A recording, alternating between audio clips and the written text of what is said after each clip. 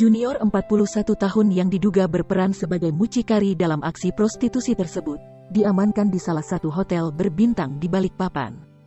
Polresta Balikpapan belum lama ini meringkus seorang pria berinisial Junior akibat tindak prostitusi pada Rabu, tanggal 23 Juni tahun 2021 lalu.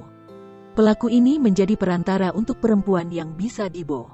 Jadi dia berperan yang menghubungkan dengan pelanggan melalui media sosial WhatsApp, kata Wakapolresta Balikpapan, AKBP Sepbril Sesa, Senin, tanggal 28 Juni tahun 2021.